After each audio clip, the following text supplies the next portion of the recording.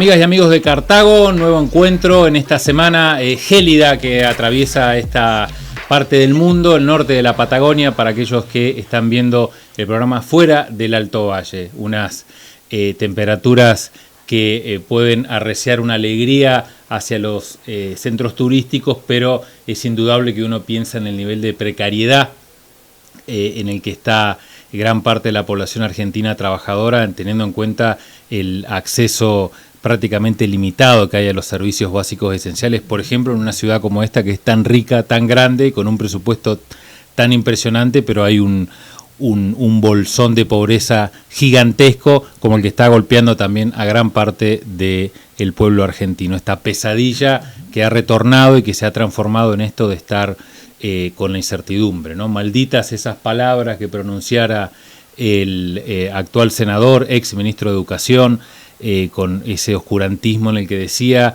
casi con presagio, vamos a tener que acostumbrarnos a vivir con la incertidumbre, ¿no?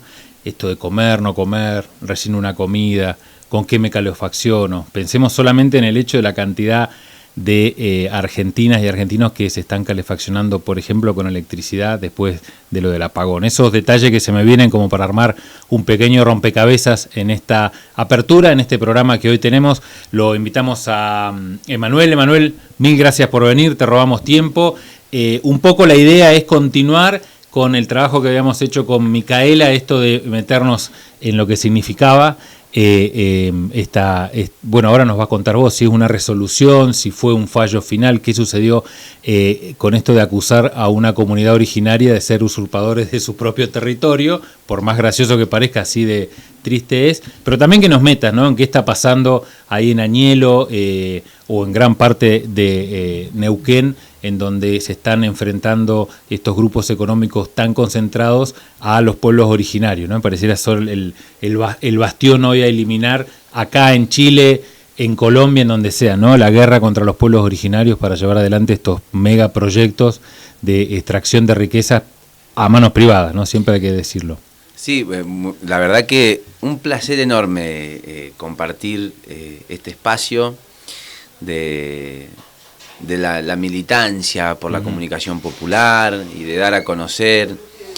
Lo cierto es que es como vos decís, el escenario de disputa en que nos ha situado Vaca Muerta a los que vivimos en la Nor Patagonia, ¿no? Yo creo que Vaca Muerta sitúa sobre todo a Neuquén en el epicentro del debate energético, político y energético de orden nacional, regional y también internacional. Neuquén hoy tiene un lugar en la geopolítica, y yo creo que es a partir de Vaca Muerta, y pienso que no es contra los pueblos originarios, ¿no? Es contra el pueblo de Neuquén, contra el campo social y popular en general. Esto que decís vos, en un invierno patagónico, en un invierno de la Nor Patagonia, que miles de familias en la provincia que produce casi el 60% del gas que consume el resto del país, no tengamos satisfecha la demanda interna doméstica de gas. No hay una red de acceso al gas natural y ni siquiera hay una política para paliar esa falta de red de gas natural con el gas licuado, ¿no?, el gas envasado.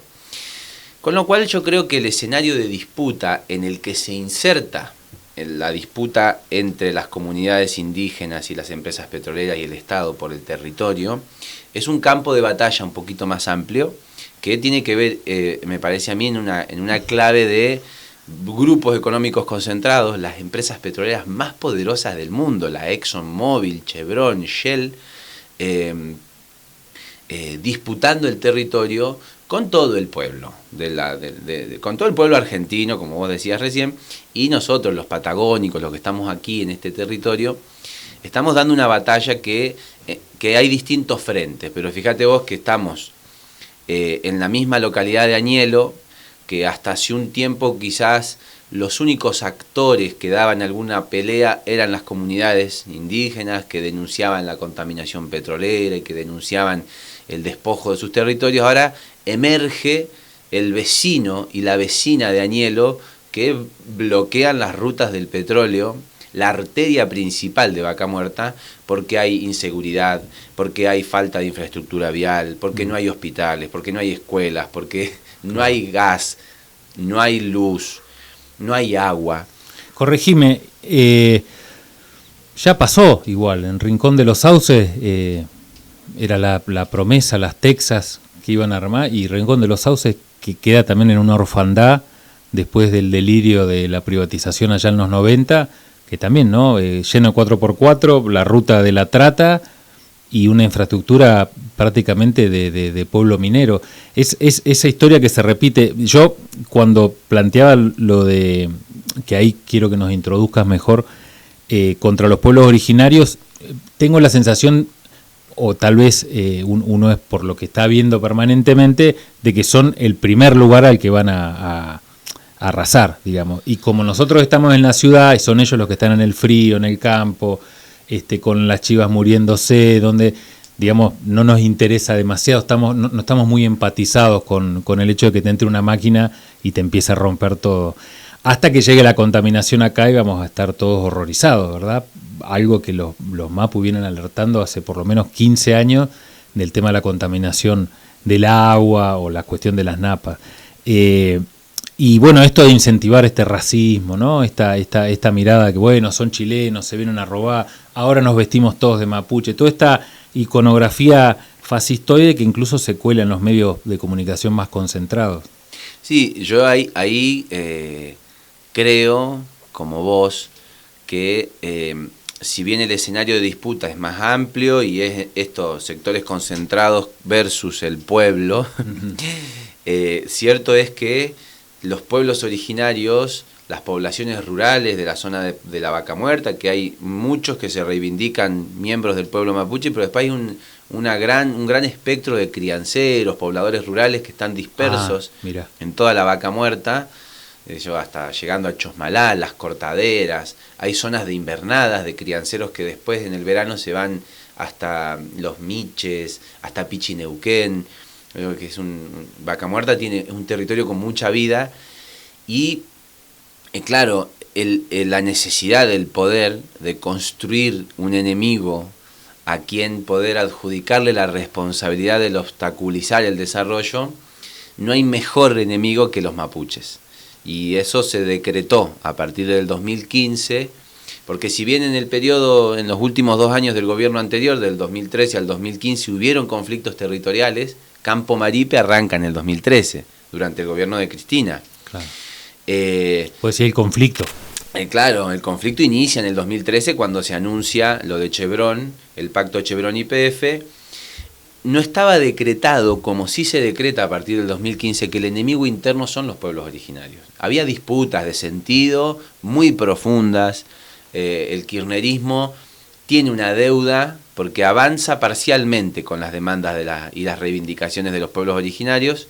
La ley 26.160, el INAI del kirchnerismo, tiene avances y retrocesos, hay muchos campos de debate, pero no se había decretado el enemigo interno, claro. Como vos decís y bien señalás, que Vaca Muerta hoy tiene identificado en el pueblo mapuche a ese otro que es enemigo de el que está cargando nafta todos los días, ¿no? Claro, es una confrontación aparte muy bien trabajada, ¿no? Más allá de que las mortajas caigan en algún momento o haya algún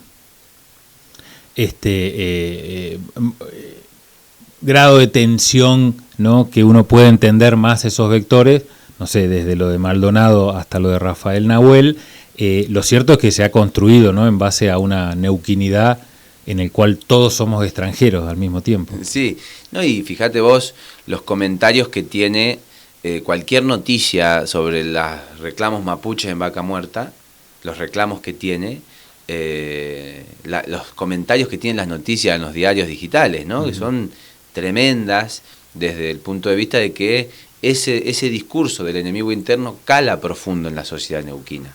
Una sociedad que debe ser reconocida desde su multiculturalidad, de su plurinacionalidad. En Neuquén conviven cientos de identidades, pero hay una idea de neuquinidad que es la neuquinidad petrolera, la neuquinidad de la mejor provincia del país, que tiene un enemigo interno que son las comunidades de la Vaca Muerta, que le reclaman a las empresas, que impiden que avance Vaca Muerta. Pero bueno, en ese escenario se inserta, me parece, el conflicto de los mapuches de la Vaca Muerta, donde hemos venido teniendo avances y retrocesos muy importantes, y hoy estamos en un escenario complejo nuevamente, porque el fallo sobre Campo Maripe, que lo explicó Micaela, que lo venimos discutiendo y difundiendo en toda la provincia, en medios nacionales, tuvo muchísimas repercusiones, no era un fallo a favor de la comunidad, en el sentido de que el conflicto territorial no lo resuelve un juez de penal. ¿Querés que hacemos una pausa y lo desarrollamos bien en todo el bloque? Vamos rápidamente a un corte y seguimos en el otro bloque desarrollando este principio de un programa que tiene mucho que ver con lo que está sucediendo en los entretelones en el medio de una campaña electoral que pareciera es lo único que está pasando en esta parte del mundo. Ya venimos.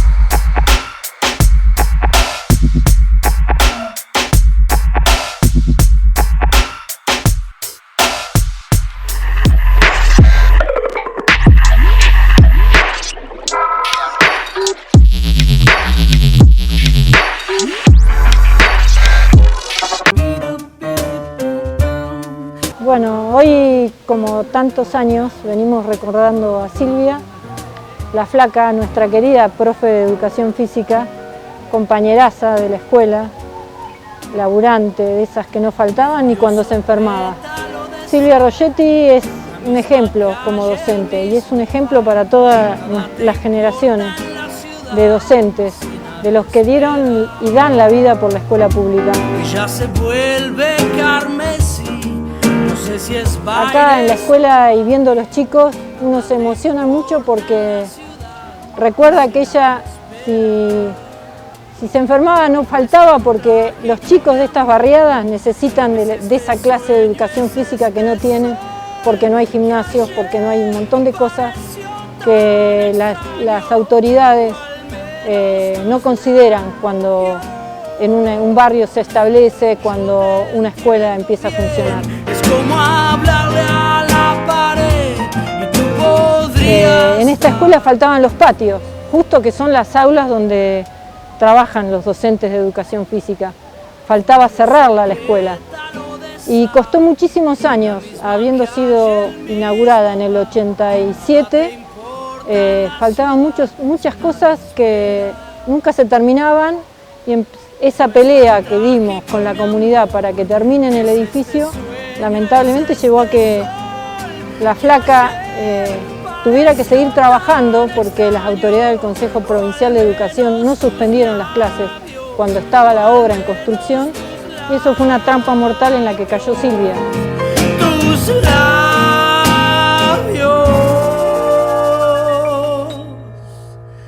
yo te entiendo bien, es como hablarle a la pared.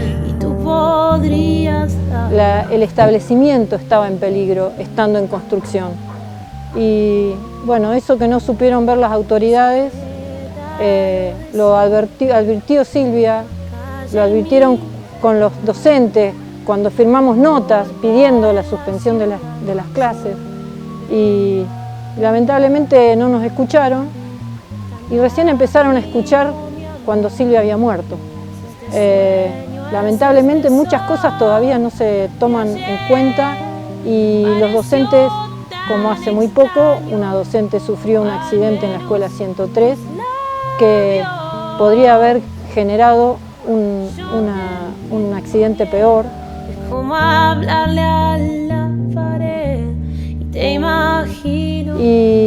Y vemos que las autoridades en eso no han aprendido nada.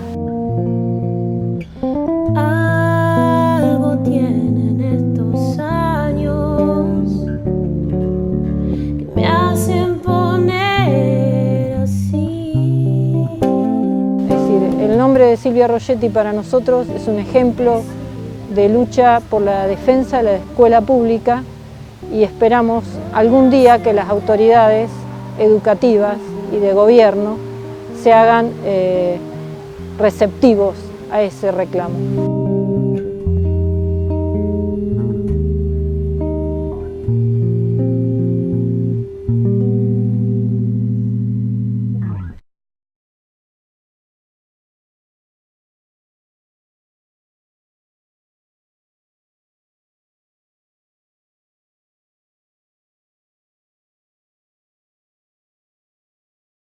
Sergio Moro, after Bolsonaro won, thanks to Justice Moro putting Lula in prison, became the second most powerful person in Brazil because Bolsonaro created what he called a super justice ministry that Sergio Moro now runs. He's the justice minister of the country. It's like being an attorney general, but on steroids, controlling all law enforcement, surveillance, police actions. Sergio Moro was heralded around the world as some great figure. He was named to the Time 100 list in 2016 and went to the gala in New York. He had a huge profile on him on 60 Minutes that was a puff piece, basically turning him into this noble anti-corruption figure. And there's been almost no questioning of anything that they've done, even though they've been using highly questionable practices. Here in Brazil, there's been a long time suspicion that they, in fact, were abusing their powers for political ends, that what they really were right-wing ideologues and operatives who were abusing the law to destroy the Workers' Party in order to usher in the pro-right faction into power, that they were abusing the law to basically put the leaders in prison to destroy the party. They've always vehemently denied this. They've said, we have no ideology, we have no party preference, we don't care who wins elections, we're only neutral judges and prosecutors applying the law. They said they were praying every day that PT doesn't return to power, PT being the Workers' Party. So this 5-year claim that they had, we don't have any preferences for parties, we don't care who wins elections, was an absolute lie. They were talking openly and explicitly about how their top priority was making sure PT didn't win the election, exactly what people have been accusing them of. They knew they had a judge in Judge Moro, now Minister Moro, single-mindedly devoted to the goal of imprisoning Lula, and not just imprisoning him, but doing so in time to make him ineligible to run for 2018's election out of fear that PT would win the election. All polls showed that Lula, who was running again for president last year, he was term limited out of office the first time, was the overwhelming favorite, was the massive front runner, was ahead by 20 to 30 points in every poll, including ahead of Jair Bolsonaro.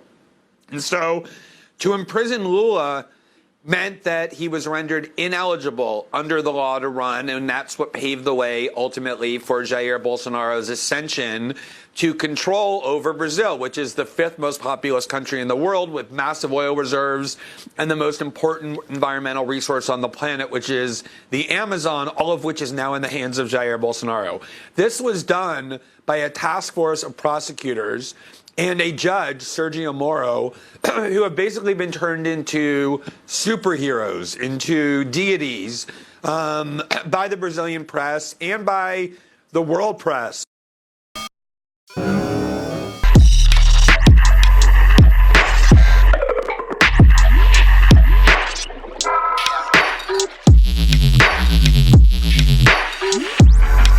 Seguimos junto a Santiago Vega, a Meteoro, que está haciendo hoy cámaras y sonido acá en la Casa de Metro. Emanuel, ¿cómo podemos hoy hacer que alguien que no vive en Neuquén entienda qué está sucediendo? ¿Qué pasó y qué está sucediendo? Bueno, el escenario de conflicto de Vaca Muerta, que yo digo que son conflictividades en Vaca Muerta, uno de esos conflictos tiene que ver con la relación entre las empresas petroleras, el Estado y los superficiarios. Los superficiarios son en algunas veces titulares registrales, que son dueños de las parcelas donde operan las empresas. Algunas veces son comunidades mapuches que ocupan espacios de tierra que pueden ser privados o fiscales. Y también son los crianceros, nuestros típicos crianceros que están, como te decía recién, desperdigados por toda la Vaca Muerta, haciendo uso tradicional de estos territorios. Chevron e YPF, cuando hicieron el desarrollo de Loma Campana, pautaron una servidumbre petrolera con los titulares del inmueble que allí se encontraba, que son los hermanos Vela. Los hermanos Vela adquieren esas tierras en la década del 70, en un acuerdo de la provincia que les da las tierras, les da los créditos, les da el recurso para poder hacer un proyecto de agroganadería, de forestación y forrajes. Y claro, en ese mismo lugar vivían la familia Campomaripe, que eran históricos crianceros que venían del proceso de desplazamiento territorial post-conquista del desierto. Habían sido radicados en ese espacio, se habían quedado en esos lugares hacia la década del 20, de 1920. Con lo cual, del 70, en la época que llega Vela, hasta el año 2013, hay un periodo donde los Velas se afincan en esos territorios y hay una disputa silenciosa por esos territorios, porque el legitimado por el Estado para ocupar esas tierras eran los Vela, que es esa mirada de que de los colonos agrícolas del Estado, ¿no? El Estado pone a un sujeto para que haga el desarrollo, pero se olvida del sujeto que estaba ahí. Entonces, esa situación de invisibilización del sujeto que estaba ahí, que es el criancero mapuche de la Nor Patagonia, claro, los Vela desarrollaron su proyecto en una fracción que es una chacra de un par de hectáreas, y el resto de su título de propiedad quedó abierto, a campo abierto en la zona de meseta. Claro, cuando Chevron y YPF deciden hacer este desarrollo, los titulares del inmueble sobre la zona de meseta eran los Vela, pero los que ocupaban de manera tradicional esa zona con sus animales y sus corrales históricos son los Campomaripe. Entonces, esta es la tensión que inaugura el conflicto. La empresa petrolera acordó con un titular registral, el Estado autorizó a la empresa petrolera sobre esas tierras y había una familia que ocupaba de manera tradicional esa tierra que dice, nosotros estamos aquí desde antes y a nosotros ¿quién nos pregunta? ¿Quién nos consulta? Y ahí inicia el conflicto. Esto es año 2013. Este conflicto empieza cuando la empresa petrolera empieza a hacer los desarrollos, las locaciones, los pozos, y se encuentra con que tenía una autorización de la familia Vela y en el campo cuando iban a laburar los Campomaripe le decían no pueden ingresar a trabajar porque estamos nosotros, queremos que nos consulten, que nos hagan la consulta previa, que nos compensen los daños sobre nuestros territorios de uso comunitario para el pastoreo.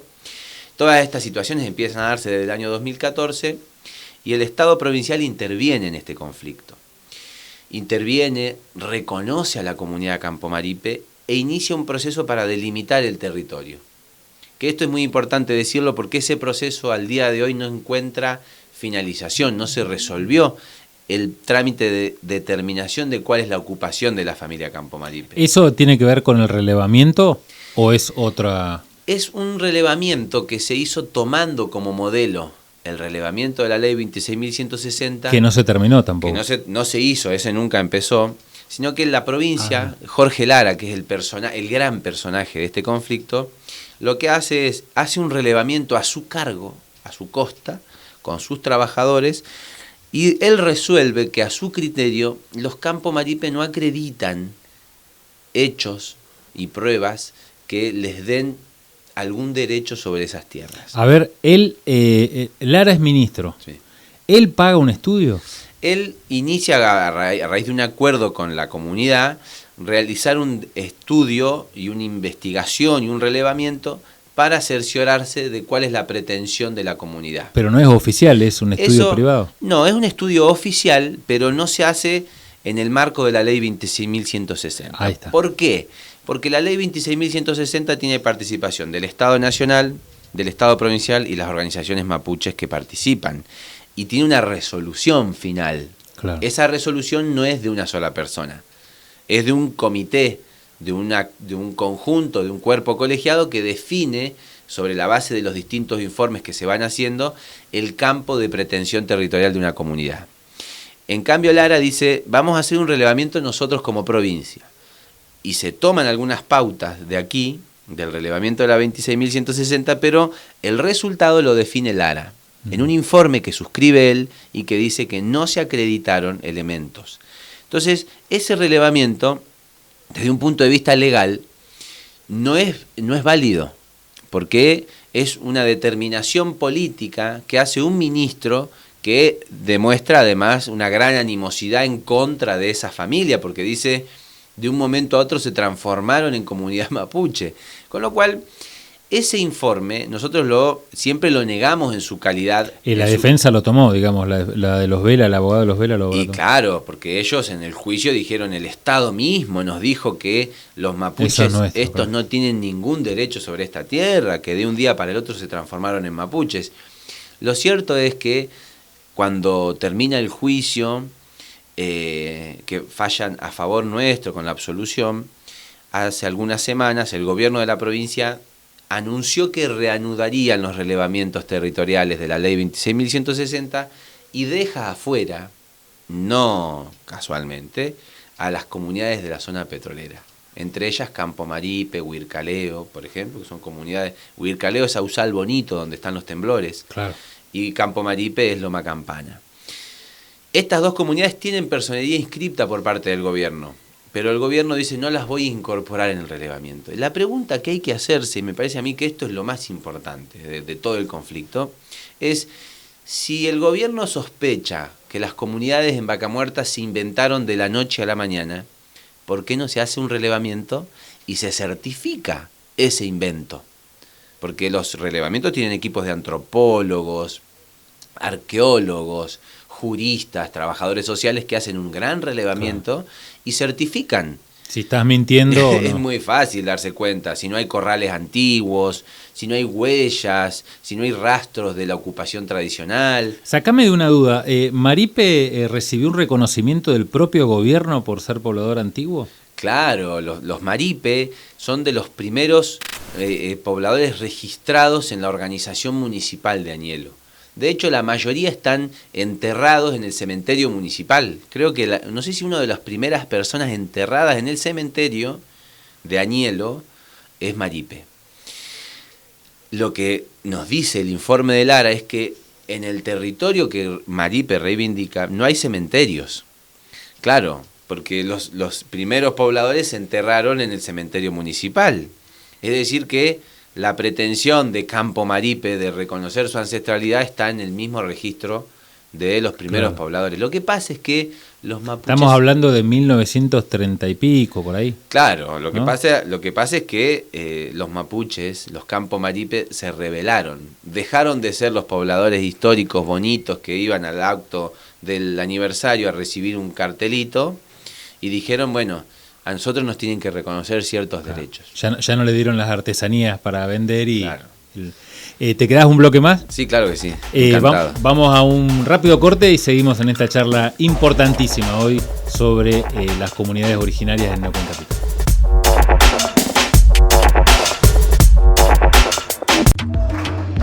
Para defender tu salario frente al ajuste de los gobiernos.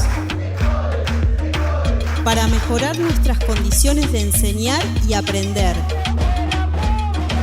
Por un sindicato que promueva la discusión política y pedagógica.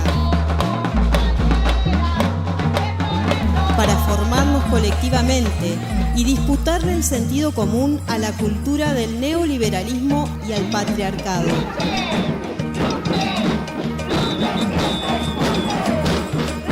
Te invitamos a ser parte. Afiliate. Aten Capital, en las aulas y en las calles, nuestros lugares de lucha. Así está mi corazón.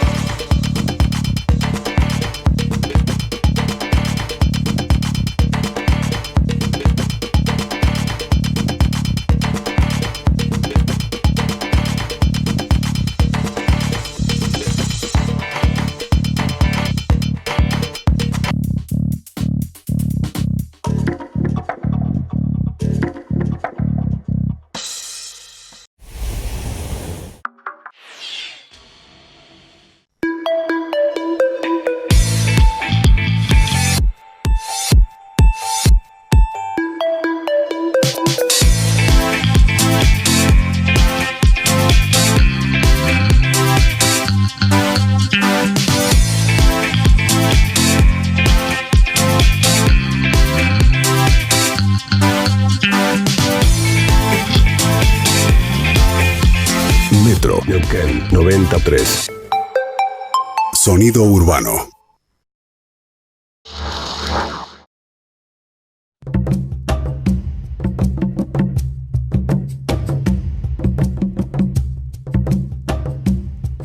Porque nos desesperamos, porque estamos sufriendo, porque el pueblo venezolano está sufriendo, porque los niños se mueren, ¿sabes? Porque las fronteras no aguantan, no contienen el hambre.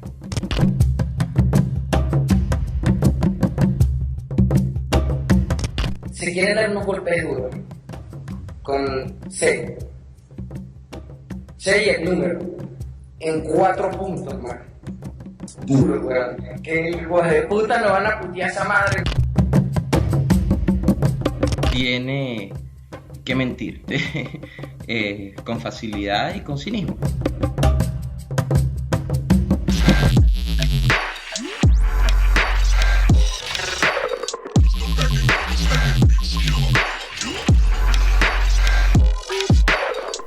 ¿Qué me podés contar, Emanuel, sobre el tema del racismo, ¿no? Estuvo presente en el juicio, teniendo en cuenta que incluso los Vela castigaban corporalmente a miembros de la comunidad, con el tema de que los hacían trabajar también como peones en sus chacras y todo esto, y la mirada de que, bueno, se disfrazan de mapuche, ¿no? Esta historia, ¿esto estuvo presente incluso en algunos alegatos? Mirá, en los testimonios de los Vela, una de las primeras cosas que sale, que te las debe haber contado Mica, porque a ella lo impactó mucho, a todos nos impactó mucho, pero Mica lo tomó mucho para argumentar en el alegato final esto de que los propios denunciantes hablan de el circo mapuche, de que un día para el otro aparecieron con las vinchas y se transformaron en mapuches, y esto de el circo mapuche, ¿no?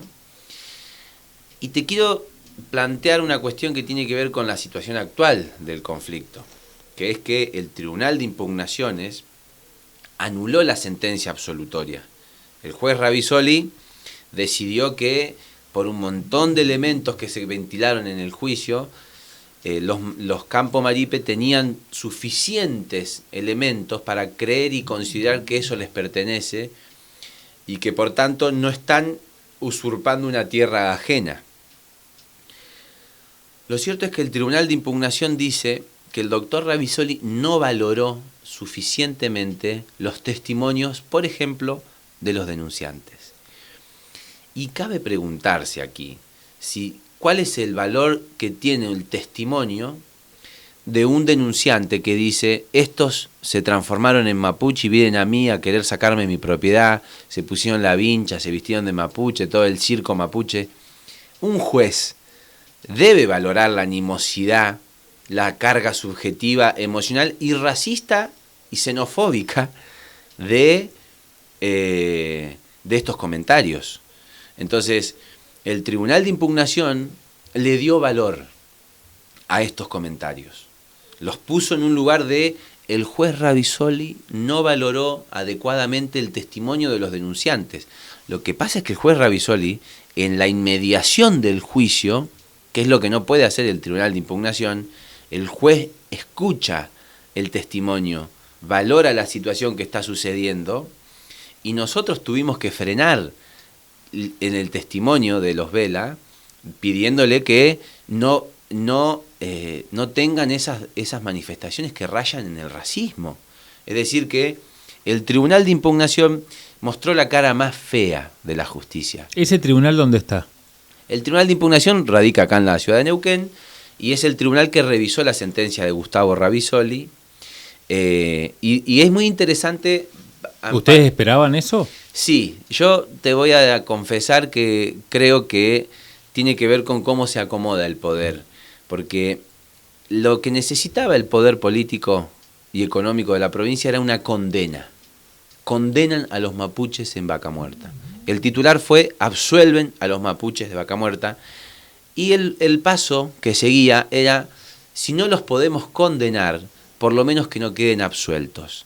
Entonces la anulación de la sentencia absolutoria es algo así como, vuelvo a decirte, si no podemos condenarlos, por lo menos que no queden absueltos. Entonces ahora quedamos en un limbo. el sistema penal no va a decidir en ningún momento de quiénes son las tierras. Tampoco va a resolver el conflicto que tienen las comunidades indígenas en Vaca Muerta. Por eso me parece muy interesante que el punto en el que estamos hoy requiere de una urgente e integral intervención del Estado en su faz no punitiva, la faz ejecutiva, legislativa, porque es necesario gestionar las conflictividades de Vaca Muerta. Y aquí regreso al principio. La enorme conflictividad que hay en Vaca Muerta debe ser asumida por el gobierno de la provincia. Un juez, por más jodido que sea, o por más piola y garantista que sea, no resuelve el problema de fondo. Uno va a decir los condenamos, el otro va a decir los absolvemos, pero el conflicto de fondo, que es que en Vaca Muerta, en la superficie de la Vaca Muerta, hay familias, hay vidas, hay territorios, hay significados de existencia. Esa situación, esa tensión no se va a resolver hasta que haya una intervención adecuada, integral, y que asuma que hay un conflicto que debe ser resuelto por una intervención muy intensa por parte del Estado y del gobierno. Y me parece que hasta que eso no cambie, no se modifique, la conflictividad va a ir en aumento. Y ese es el escenario lamentable en el que estamos hoy insertos. Voy a ser muy mala onda. Teniendo en cuenta que hay, no sé, un personaje como Jerez que declara, le dimos un golpe a la RAM, y después eso se cae a pedazos, donde reventaron casas de activistas, donde salían notas. Bueno, ese periodista hoy tiene que sentarse a declarar, ¿no?, por las notas estas que hizo, en la cual vinculaba a incluso una radio neuquina con el activismo que ahora nos parece muy gracioso, pero en ese momento no es gracioso que te revienten tu casa, ¿verdad? Y que te hagan allanamientos. ¿Qué posibilidades hay de que algo en el sentido positivo ocurra?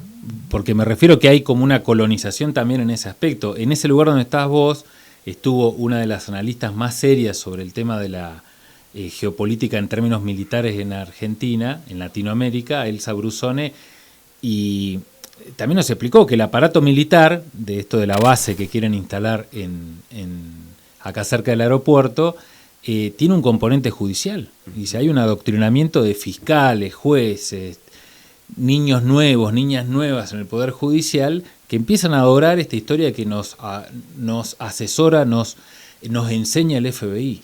¿Verdad? La gran garantía, nos comemos la película Netflix, pero terminamos después, claro, actuando precisamente en consonancia con eso. Por eso te pregunto,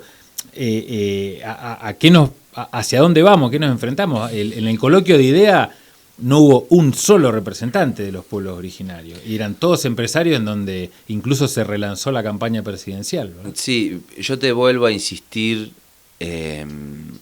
Perdón por lo mala onda. No, pero porque, ¿sabes qué? Creo que teniendo en cuenta ese escenario, nosotros debemos situar el campo de disputa entre el pueblo de Neuquén, el pueblo patagónico, el pueblo argentino y los grupos concentrados de la economía, en donde el Estado tiene que tener una mirada de jugar en función de estos intereses y no de estos intereses.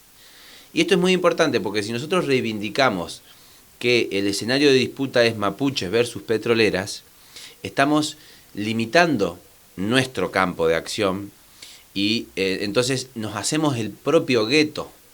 Entonces es mejor que enfrentarse con los mapuches y sus abogados progresistas, porque es un campo fértil para seguir hablando del mapuche enemigo interno. Nosotros creemos que es muy necesario saltar los límites propios y que las comunidades indígenas se enlacen con los vecinos de Añelo, que están enlazados, porque sus historias están enlazadas, y reclamemos que el Estado intervenga en función de los intereses de las mayorías, del pueblo, de los vecinos y vecinas, que los vecinos sin gas de la ciudad de Neuquén puedan comprender que la lucha que dan las comunidades contra las petroleras también es la lucha de ellos.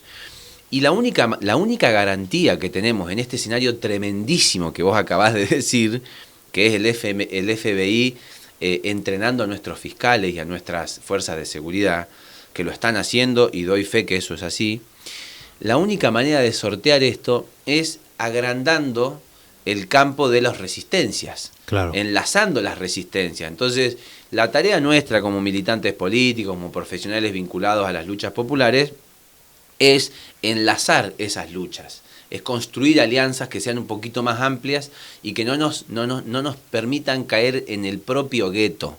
Porque si mi lucha es la lucha del pueblo mapuche contra las petroleras, yo mismo estoy cayendo en la trampa que me tiende el poder.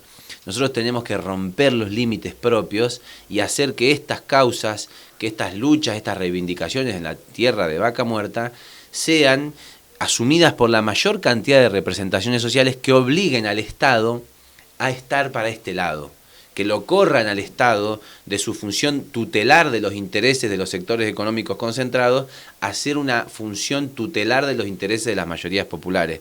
Y esa es la gran tarea. No, de hecho que se cumpla la ley, ¿no? Además, ¿no? Que trabajemos en función exactamente de respetar la legalidad del Estado de Derecho. Nosotros tenemos una provincia de Neuquén que la ley constitucional neuquina habla de una industria hidrocarburífera en función de los intereses de la provincia, donde las empresas estatales tienen que tener intervención en las concesiones, y nosotros le estamos entregando el gas, el petróleo de nuestros hijos y de los hijos de nuestros hijos a TGS para que lo transporte y se lo exporte de nuestro subsuelo directamente a Chile o por los barcos en Bahía Blanca. ¿Hacemos un corte? Hacemos un rápido corte y seguimos ya con la última parte hoy de nuestro portal.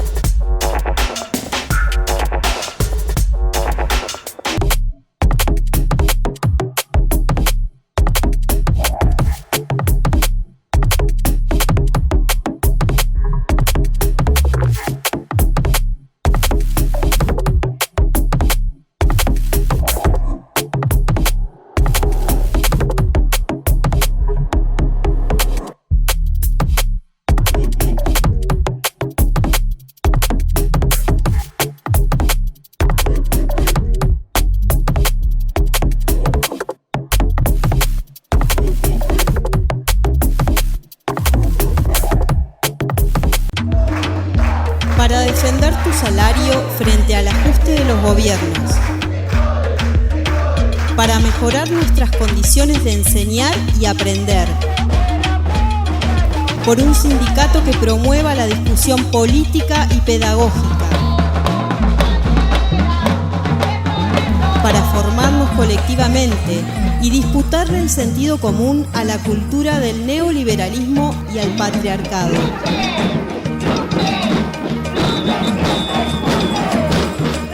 Te invitamos a ser parte.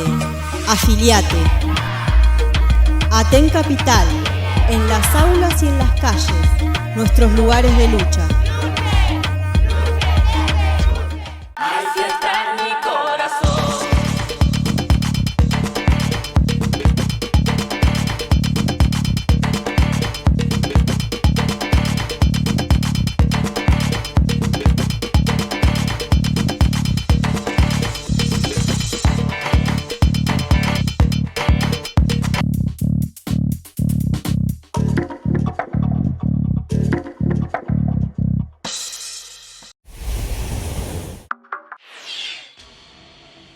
Aten Capital convoca 3 de julio, asamblea, análisis de la situación nacional y provincial, evaluación primer semestre año 2019, perspectiva político-sindical segundo semestre 2019, 17 horas, Escuela de Auxiliares Técnicos de la Medicina, con retiro de 17:30 a 20:30 horas. Aten Capital.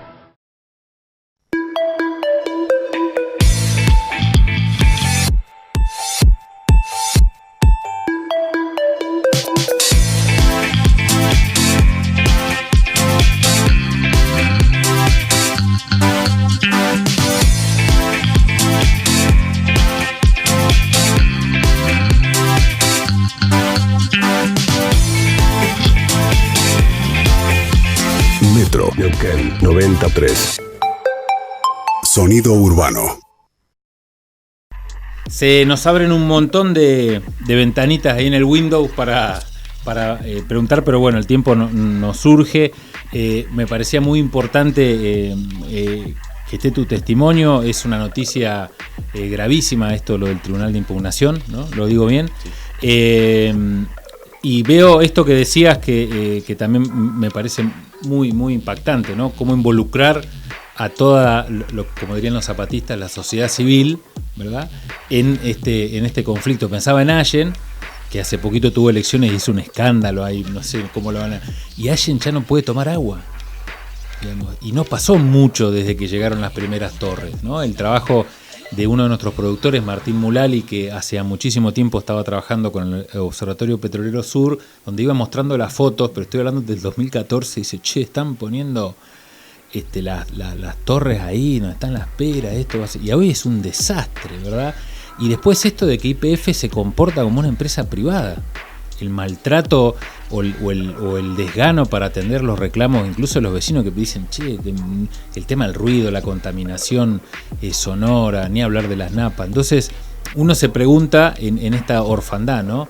Tenemos que esperar a que ya no se pueda tomar agua acá para decir, che, mirá, tenían razón lo que decían los que estaban en Marimenuco de que iba a pasar esto. Esa es la sensación con la que quiero empezar esta última parte, para que nos metas en qué está sucediendo en esos términos de involucrar más a los sindicatos, ¿no? En estas disputas territoriales, que en realidad son disputas ya de un sentido mucho más amplio. Sí, y me interesa mucho para pensar las conflictividades que debemos asumir los que estamos en la disputa política y territorial en la tierra de Vaca Muerta, pensar desde Añelo. Esto que vos dijiste hace un rato, de que la perla de Puesto Hernández, ¿no? Cuando arranca Rincón de los Sauces, Cutralcó, Plaza Huíncul, la promesa del petróleo, la promesa del oro, tenemos ejemplos de cómo termina. Y nosotros tenemos en Añelo una ciudad que está sufriendo una crisis del desarrollo de su propia urbanidad, donde se pensó primero construir la ruta para sacar el petróleo que la infraestructura social para que se radiquen los trabajadores y sus familias, para que hayan hospitales, para que hayan escuelas. Entonces, sí me parece que es tremendo lo que es necesario advertir, porque estamos pasando, y esto es lo que está emergiendo, digamos, la conflictividad en Vaca Muerta son los laburantes que se mueren 8 en menos de un año, las familias que se radican en la ciudad de Neuquén en busca de la esperanza, que son migrantes de otras regiones que vienen a una ciudad que no tiene política de vivienda, que no tiene política de regularización de asentamientos, que no tiene política de garantía de la red de gas y los servicios básicos. Entonces, sí me parece importante, por eso digo, salir... Pero tenemos una fiesta de la confluencia impresionante. Y claro. Digamos todo. Claro, tenemos cosas lindas. No, y esto, entonces por eso me parece que es muy importante poner en el eje del debate político, salirse de los guetos. Porque incluso, te digo más, las escuelas que se caen a pedazos en Neuquén, ¿dónde está la plata para hacer las obras necesarias para reinaugurar toda la infraestructura educativa de nuestra provincia? Está en el petróleo. ¿Dónde está la plata para hacer la red de gas natural que le llegue a todos los vecinos y vecinas de esta ciudad? Está en el petróleo. Entonces, todo el debate de las demandas sociales y la construcción de un equilibrio social tiene que ver con discutir la renta principal de nuestra provincia, que es la renta petrolera. Entonces, me parece que es necesario construir las mayores voluntades que se puedan en pos de exigirle al Estado que tiene que poner la mirada de este lado, porque nos están saqueando, y esto no es un concepto trillado, el saqueo, pero lo cierto es que nos están saqueando, Pablo, nos están sacando el gas de tus hijos, de mis hijos, de los nietos tuyos, de mis nietos, lo están vendiendo afuera, no lo estamos industrializando, no estamos cuidando los recursos que se están agotando en esa tarea, que es el agua dulce, que es la tierra, que es el aire. Entonces me parece que sí, ampliar la mirada para impedir, vuelvo mucho con este concepto del gueto, porque nos quieren ubicados en los antifracking, en los mapuches y en los desocupados, ¿no? Ahora, tiene que emerger esa identidad ciudadana, colectiva, de vecinos y vecinas, como está sucediendo en Añelo.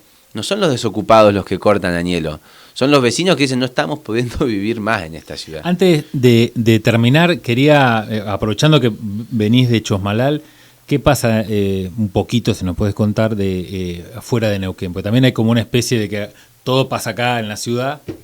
De hecho, yo recién tuve un contrasentido cuando dije las comunidades originarias en Neuquén Capital. ¿Qué pasa afuera de Neuquén Capital?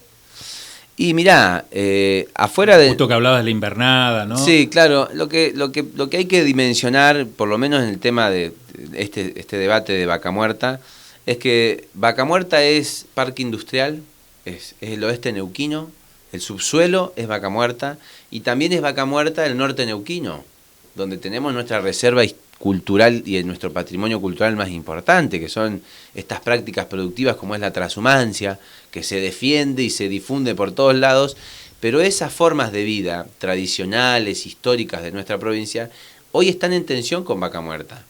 La región de Cortaderas es el territorio de las invernadas de cientos de familias que pasan la zona de la época invernal en estos campos y luego se van a las veranadas que quedan allá en el departamento Minas, arriba, en Pichineuquén, el Domullo. Y Vaca Muerta está avanzando sobre estos territorios también. Al mismo tiempo que avanza sobre la zona de expansión urbana, porque el parque industrial está lleno de pozos de la fractura hidráulica, y esa se supone que es la zona donde se tendría que expandir la ciudad hacia un futuro.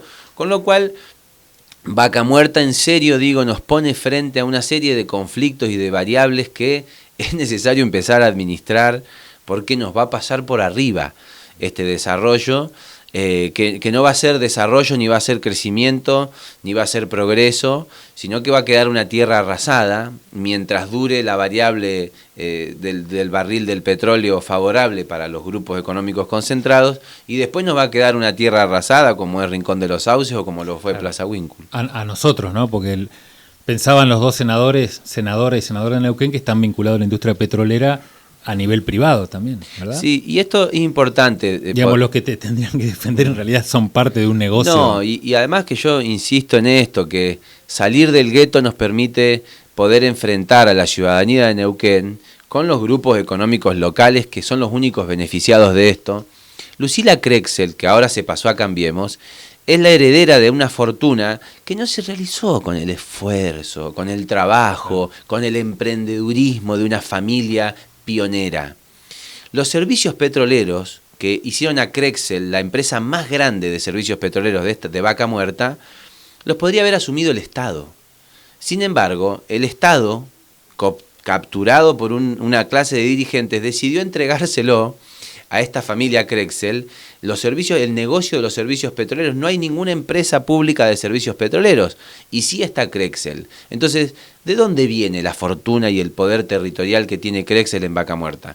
Viene de la discrecionalidad política y de la acumulación de un pequeño sector de la sociedad que es el único beneficiado con esta estructura de negocios, y lo mismo con el líder sindical. Un líder sindical que es más que nada un empresario, el titular de una red de empresas que, vinculadas a la industria petrolera, le otorgan un poder de fuego tremendo para definir la estructura social y laboral de Vaca Muerta.